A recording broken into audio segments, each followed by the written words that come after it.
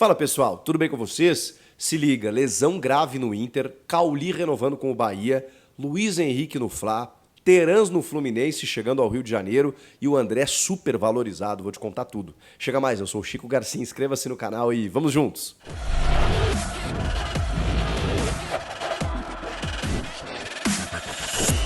Já se inscreveu no canal? Te inscreve aí. Vamos chegar em 1 milhão de inscritos? Eu conto muito com você. Você que não se inscreveu ainda. Se você já se inscreveu, muito obrigado de coração.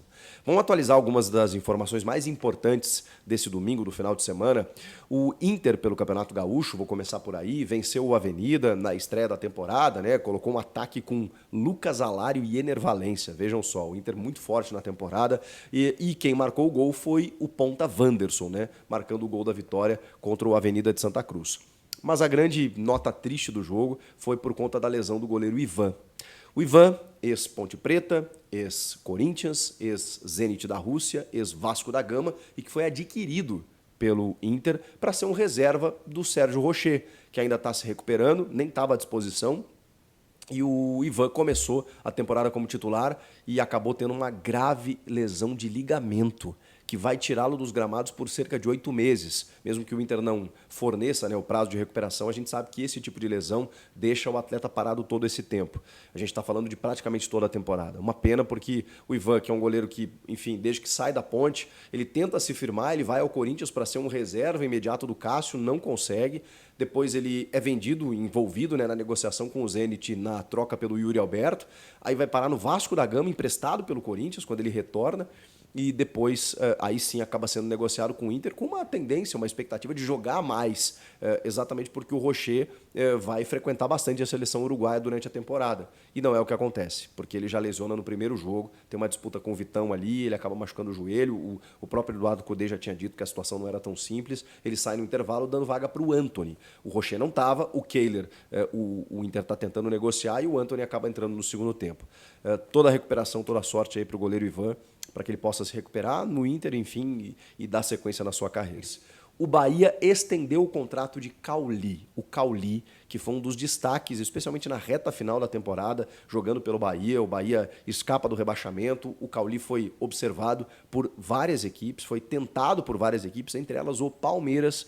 Mas o Bahia mostrou que não está para brincadeira, né? Tá montando o meio-campo com Caio Alexandre, Everton Ribeiro e agora o Cauli, que já tinha contrato até 2026, já seria muito difícil tirá-lo de lá, mas é claro que os clubes tentaram, né? Seduzir o Cauli, ele faz um golaço contra o Corinthians, né? Naquele 5-1 na Neoquímica Arena, jogando demais, assim, um cara de distribuição de meio campo, ele e o Caio Alexandre, meu Deus, eu só imagino o que esse Bahia vai fazer, e ainda o Everton Ribeiro, com jogadores desse quilate na meia cancha. Ele estendeu até 2028 agora. O Cauli, jogador do Bahia, estendendo o seu contrato até 2028.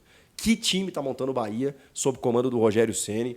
Uma tendência aí de um time que vai incomodar pelos reforços contratados e mais do que isso, né? Já melhorou a autoestima do torcedor, já movimentou com o futebol do Nordeste. Que coisa legal que a gente está vendo acontecer com o Bahia nessa temporada. Vamos falar então do Flamengo negociando e, na verdade, indo para a última cartada para buscar o Luiz Henrique. O Bruno Spindel e o Marcos Braz estão na Europa, estão fechando alguns negócios. O Matias Vinha já está acertado, lateral esquerdo da Roma, e agora o Luiz Henrique do Real Betis. O Flamengo ainda tenta uma proposta bem elevada, bem interessante, de empréstimo com opção de compra. Não é o que o Betis quer. O Betis definiu 18 milhões de euros como o valor estipulado da venda e só quer vendê-lo, só quer negociá-lo dessa forma. Tanto que outros clubes tentaram, o próprio Corinthians estava na parada e não teve jeito, os caras subiram a pedida. Se tem um clube que pode pagar por isso, é o Flamengo. E agora os dois dirigentes estão indo para a Espanha para tentar efetivar esse negócio. Eles vão tentar trazê-lo de alguma maneira. E aí eu acho que se não der jeito mesmo, se não tiver conversa, talvez o Flamengo até pague esses 18 milhões de euros. O jogador e o staff dele já entenderam com a desistência do Fluminense, né, porque era uma vontade do jogador voltar para casa, ele que é cria de Xerém, mas com a desistência do Fluminense, eles entenderam que o melhor é jogar no Flamengo. As oportunidades, né, especialmente pelo lado direito, onde ele cai, só tem o Luiz Araújo. O Flamengo está montando um timaço. O Flamengo que está nos Estados Unidos fazendo uma intertemporada, pré-temporada, né? Porque faz o primeiro jogo ali do Carioca contra o Audax lá em Manaus, vence por 4-0. joga contra o Philadelphia Union, né, nesse domingo, depois vai jogar contra o Orlando City. São esses 2 jogos, depois retorna para o Brasil para seguir a disputa do Carioca. Enquanto isso, os reservas vão jogando aqui, até empatou com o Nova Iguaçu. Mas o Flamengo lá, nesse amistoso, venceu por 2-0. O Cebolinha, impressionante como o Cebolinha é outro jogador nas mãos do Tite, né? Ele sofreu o pênalti, o Pedro bateu, depois ele faz um golaço pelo lado esquerdo, né? Tira do goleiro, chapa em curva no ângulo e tudo mais. E o De La Cruz fez a sua estreia, né? Jogando e tudo mais, jogando fino da bola, ele e a Arrascaeta juntos. Olha esse Flamengo 2024, meu Deus do céu, apertem os cintos aí, porque os caras estão vindo com tudo. O Fluminense, que desistiu da contratação do Luiz Henrique, já contratou Davi Terans. Gosto, hein? Gosto desse jogador. Estava no Pachuca do México, já chegou ao Rio de Janeiro para assinar contrato por 3 temporadas. Ele jogou também no Atlético Mineiro, mas se destacou mesmo foi no Atlético Paranaense, sendo um jogador muito interessante de dinamismo, de construção de jogadas, de finalização, bate-falta. Cara, gosto muito dele. Acho que ele vai deitar nas mãos do Fernando Diniz ali no Fluminense, que está ganhando boas opções, né? Já tem o Renato Augusto.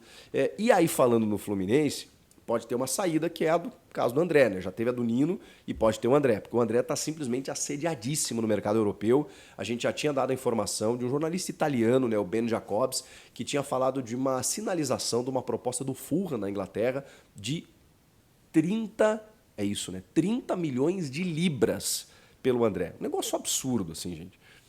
O negócio poderia chegar a 220 milhões de reais.